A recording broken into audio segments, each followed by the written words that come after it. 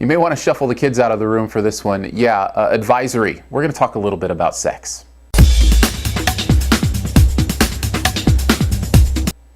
Hope Springs, a movie starring Meryl Streep and Tommy Lee Jones as a married couple for many, many years trying to go through the rigmarole of marriage and figure out what went wrong and how to bring back the joy and the spark to their marriage. It is a movie that exists on a very simple premise and doesn't do a lot to go away from that. This is a movie about the reality of a long-term marriage, what that looks like, and what that looks like more specifically when you quit caring, when you decide to disconnect from the person that you're married to. What I found really, well, there's lots of things actually I found really interesting about this movie. Number one, the performances. We'll start there. Meryl Streep is Meryl Streep, and she is phenomenal in everything she does. And what I love about her performance in this is it is straight down the line, middle USA. I know people like this, and she pulls it off perfectly, where it doesn't feel contrived, that she's so withdrawn about different things, about sexuality and different things like that. It feels very normal and natural, yet at the same time you feel all this emotion of her wanting this marriage to work and for things to go right and to redevelop this spark. Tommy Lee Jones is a perfect counterbalance to that. I will say he does get a little outshone in this movie, acting-wise. It's hard not to when you're next to Meryl Streep. That's one of the things, I'll just mention as an aside, that I loved about Doubt, is that I felt like Philip Seymour Hoffman was up to the challenge of acting with Meryl Streep, and Tommy Lee Jones just isn't quite. And I love him. He's one of my favorite actors, but you can almost feel a little bit of how his character is a little more forced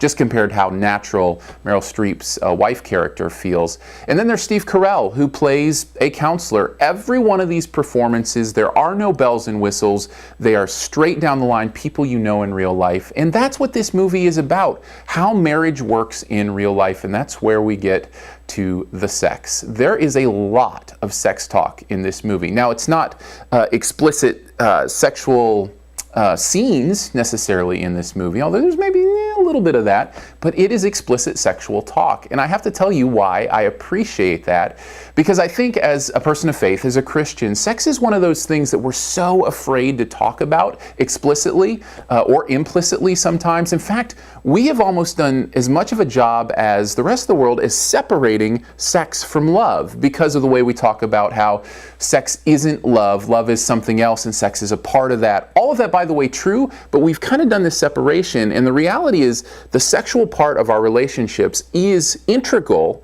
to the love part of our relationships, and you really see that in this movie. This couple has to do a lot of sexual healing, so to speak, to get to the real healing of the love and the compassion and the emotion that they feel for each other. Those are not two completely separate things. There's a Venn diagram, sex and marriage and love. It's all there, and it's all important, and I really appreciated the way this movie talked about that and was willing to get explicit about that, because I think it's something we need to do, to be honest. At the end of the day, this is a movie that is really close to my heart because of how important marriage is to me, my own marriage is to me. And I really appreciated that there weren't a lot of plot twists and turns and big events and catastrophic tragedies and different things. It was a simple story about a simple couple who just wanted the spark back in their marriage and the way they went about finding that.